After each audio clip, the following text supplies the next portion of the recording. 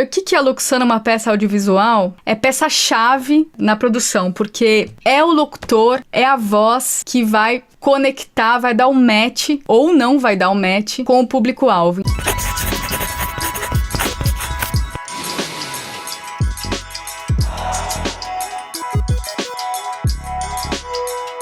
Olá, pessoal, bem-vindos ao Comunicar Inspira.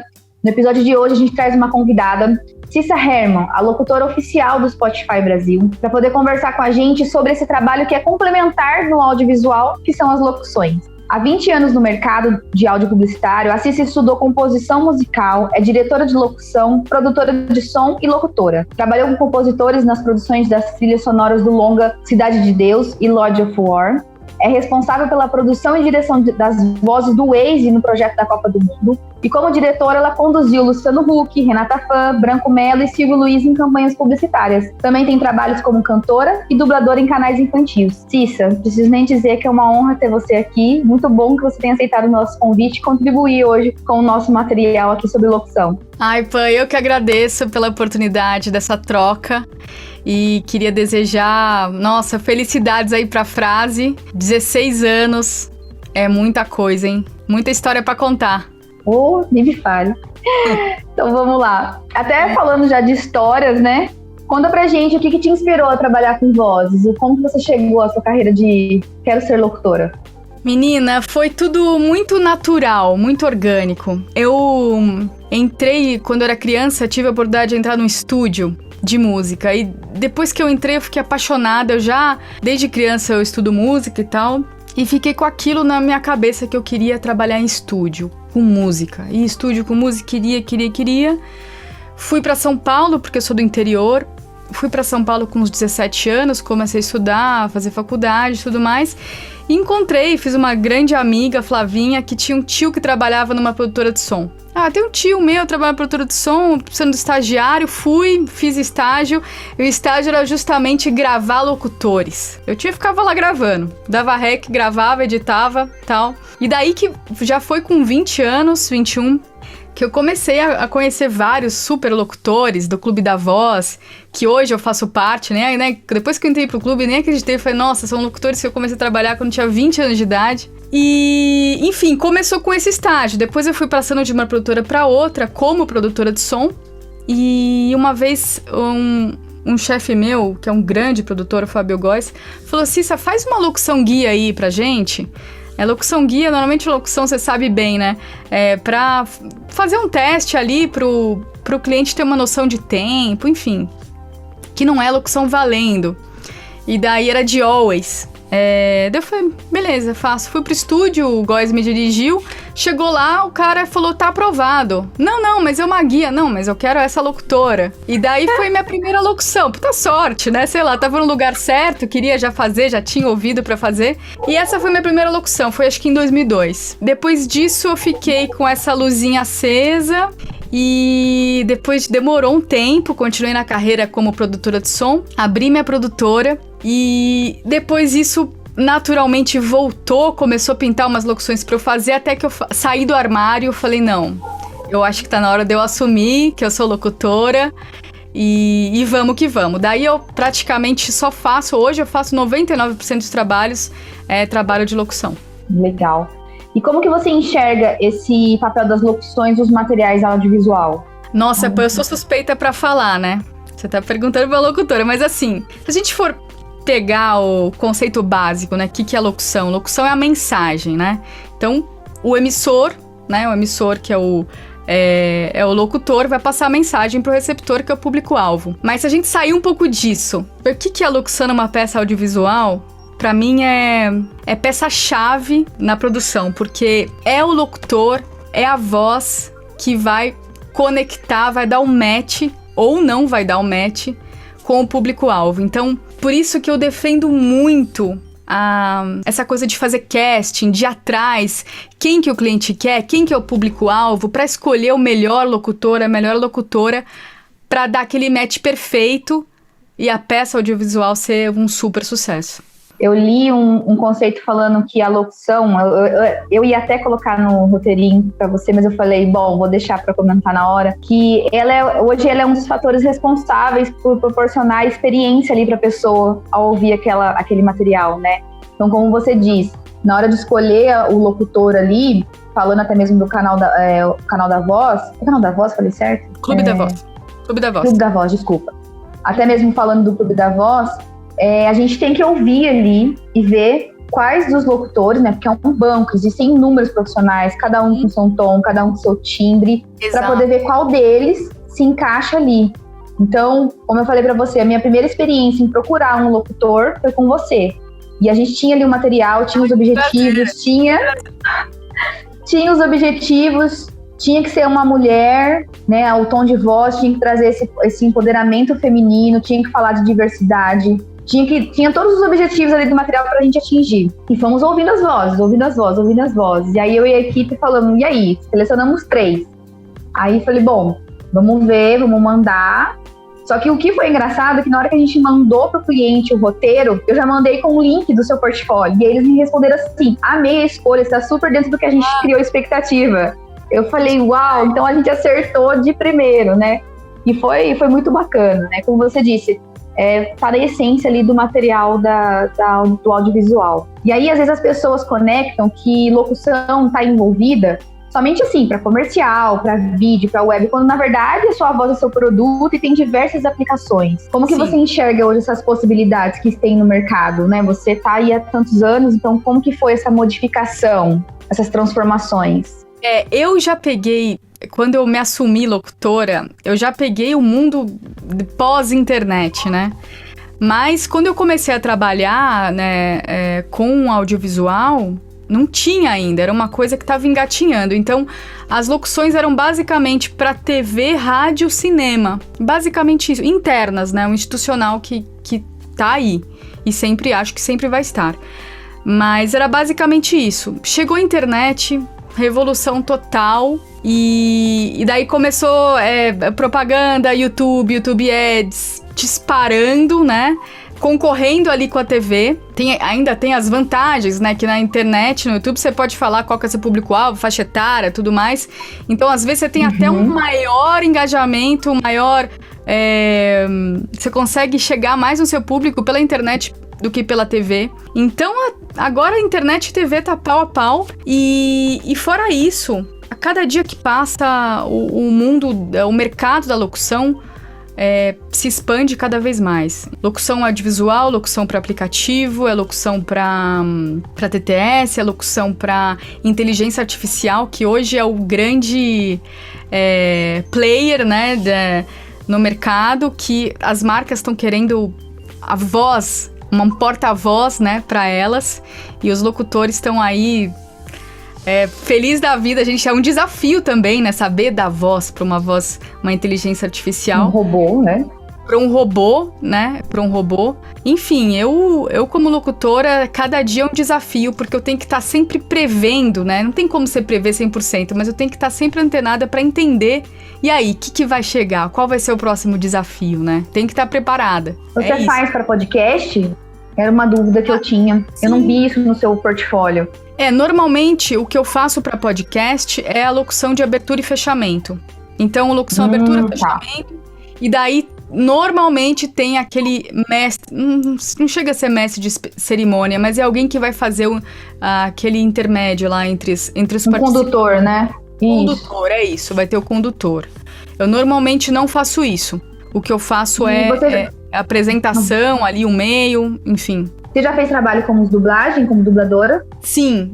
Eu não sou dubladora 100%, eu não faço isso a maior parte do meu tempo. A maior parte do meu tempo eu me dedico pra locução. Mas eu faço voz, como eu acho que você comentou no início, né? Eu faço voz pra um canal do YouTube que chama Os Amiguinhos. É um cliente super antigo meu, acho que trabalho com ele há mais de 6 anos. E daí ele me manda a animação. E daí eu traduzo o roteiro e tal, e eu faço a voz dos personagens. Tudo que é personagem feminino eu tenho que dar voz pros personagens. E um amigo meu, que é o Alexandre, eu mando pra ele as vozes masculinas e depois eu finalizo e mando lá pra esse meu cliente, é um cliente francês. E o canal, ele tem esse canal que é francês originalmente, mas ele tem várias línguas, né? E o canal do Brasil tá gigantesco. O que eu ouço de amiga minha falando que o filho tá viciado nos contos? Eu fico feliz da vida, né? Porque eu tenho esse lado meio de trabalho infantil que, não sei o porquê, mas cresce muito. Eu faço muita coisa infantil. Eu adoro também. Eu acho que eu vi ele no seu portfólio, da Cinderela, que tinha um conto da Cinderela, era esse? Eu faço Cinderela, Branca de Neve, mas tem vários, O Homem Biscoito, tem vários lá. É tão divertido, porque eu faço bastante publicidade. A hora que chega um trabalho infantil, é meio que a hora que eu vou dar aquela relaxada, sabe? Pego um cafezinho, fico lá traduzindo. É uma delícia. Isso, você falou duas coisas que eu acho legal a gente comentar. Uma é a questão do roteiro, né? Até a ideia do conversar com você é também a gente saber disso. A importância qual é a relação que o roteiro tem com o seu trabalho, né? A importância de você receber um roteiro, vamos dizer, bem estruturado. Como que é isso pra você? Pra mim, o roteiro é a alma da locução. É tipo lados da mesma moeda. E eles têm que andar juntos. Então, que normalmente, eu vou dar um exemplo prático pra você. Normalmente chega o roteiro pra mim, às vezes acontece isso. Fala, Cissa, eu adoro falar com o roteirista, adoro falar com o diretor, que eu quero saber quanto mais proximidade eu tiver com quem escreveu o roteiro, melhor. Então, eu normalmente falo com o roteirista e falo, bom, e aí, o que você quer pro seu roteiro? Cissa, eu quero algo bem natural e tal, você pode me ajudar? Eu falei, nossa, claro. E daí eu vou gravar o roteiro. E o roteiro tá meio truncado. E a locução não vai. Daí eu ligo de volta e falo, tem umas coisas aí. Dou algumas sugestões. E daí, às vezes, uma palavrinha que você coloca ali de diferente, o negócio já flui. E o contrário também, né? Às vezes tem roteiros maravilhosos e que nem sempre o locutor consegue dar vida àquilo, né? É algo que tem que estar bem alinhado, mas se tiver bem alinhado, a chance de sucesso da peça audiovisual é quase 100%, porque daí dá um match com o público, né? É um trabalho a 4 mãos, vamos dizer? Às vezes você também acaba contribuindo. Sim, sem dúvida. E aí um outro ponto que você falou, né? Poxa, eu geralmente tô ali nas locuções publicitárias e quando chega algo infantil, é bom dar uma relaxada. Existem vários tipos, né? Locução comercial, institucional, natural, promocional. Você consegue explicar rapidamente pra gente as diferenças que tem pra você como locutor, essas variáveis que existem dentro da locução? Sim, na verdade essas nomenclaturas é mais pra separar, né? Separar e facilitar que estilo de roteiro, que estilo de texto que a gente tá falando. Mas na prática, você pega o roteiro, você vai ter que fazer o roteiro funcionar, você vai ter que dar vida àquele roteiro.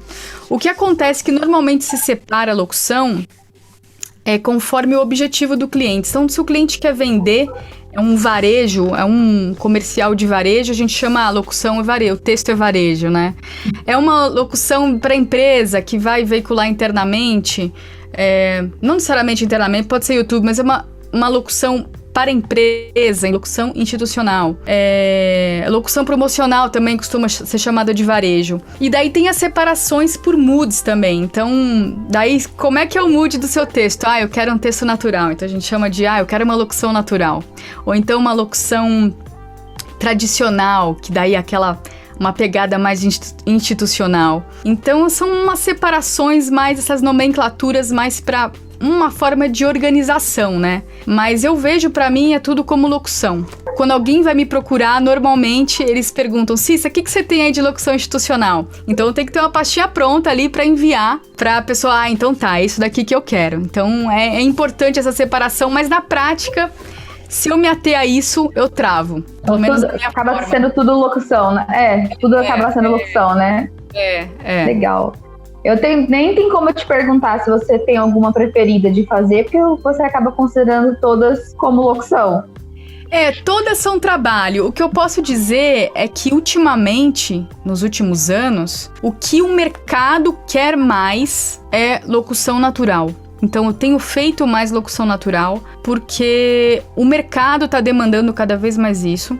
E eu acho que também por conta do Spotify, então minha voz ficou meio que tem um registro mais conhecido, né, como essa voz natural, então eu tenho vendido bastante. Mas assim, a locução tradicional do institucional nunca vai sair de moda, né? Eu tenho um amigo que fala, nossa, Cissa, eu costumava fazer tanta locução institucional. Eu falei, olha, pode ser que você não esteja fazendo tanto agora como no passado, mas não vai desaparecer, não vai.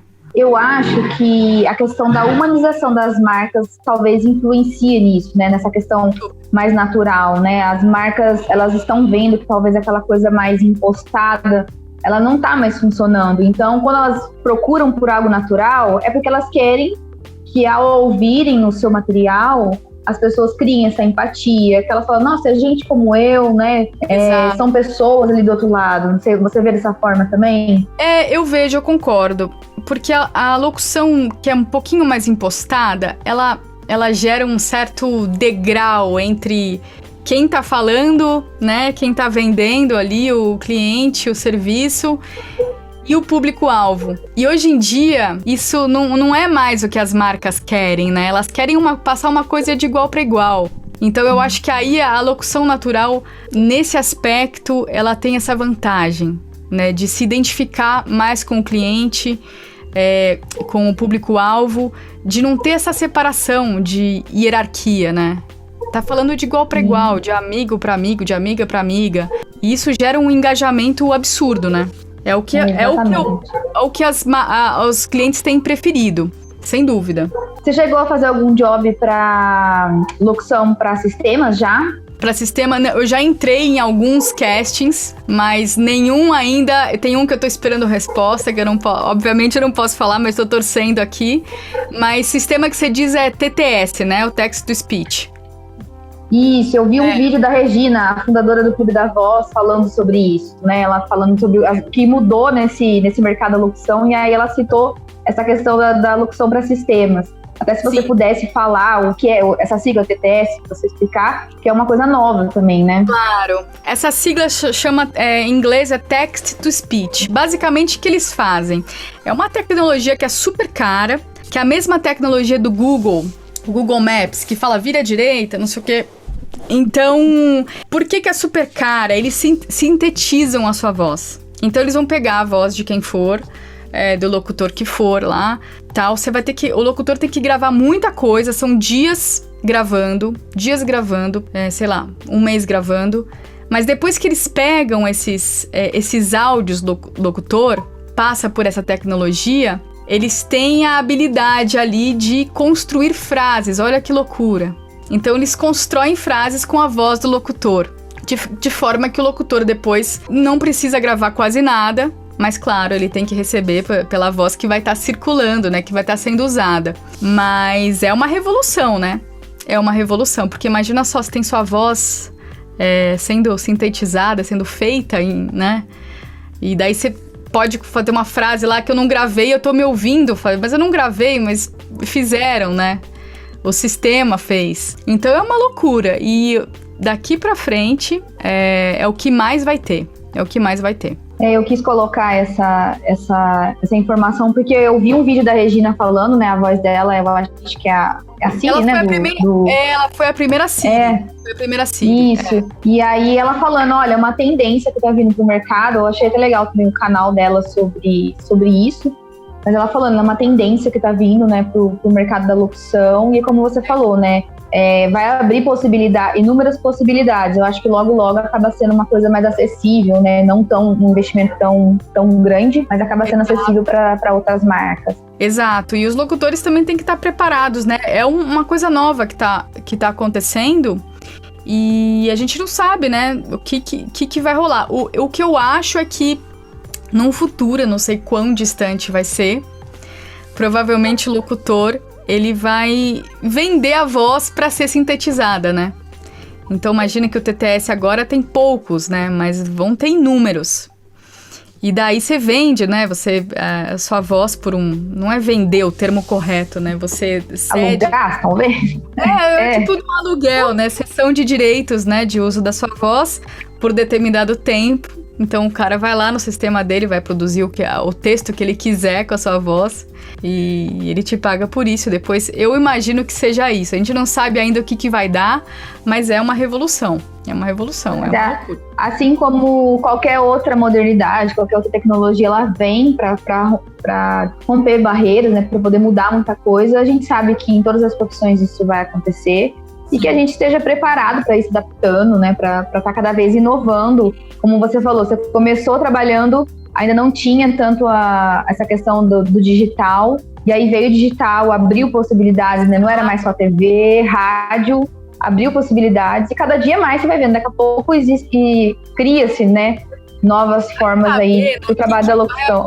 Eu lembro que saiu o motoboy. Imagina, saiu o motoboy com CD. E aquela loucura da publicidade, e o motoboy pegava e saía correndo, ligava a agência, mas ele tá na marginal, tá chegando, segura aí. Imagina hoje, né? Mas olha, você falou isso do motoboy, eu acho que foi o ano passado que a gente recebeu aqui em São José a TV Vanguarda, afiliada da Globo, não sei se você conhece, mas a gente recebeu um e-mail deles falando, olha, agora vocês podem enviar os arquivos de vocês digital, a gente tem essa inovação, porque até então tinha que ser o DXCAN lá, enviar, levar lá para eles, converter para poder levar, então assim, olha, 1 ano e meio ou muito, viu? Para poder já ter essa questão da gente subir os arquivos quando é necessário fazer um comercial, subir para eles ali no digital. E as coisas vão evoluindo, e isso vai acontecendo mesmo. E a rapidez, né, Pan? É a rapidez. Antes era assim, o locutor chamava o locutor até marcar um horário e tal, por isso que tinha muito essa coisa de lock guia também. Hoje... é assim, Cissa, como é que tá a sua agenda? É sempre tudo muito, né? Nossa, o cliente tá precisando da locução pra hoje, não sei o quê. Então também a gente tem que estar preparado pra essa rapidez, né? Tem que estar preparado, porque o mercado demanda isso.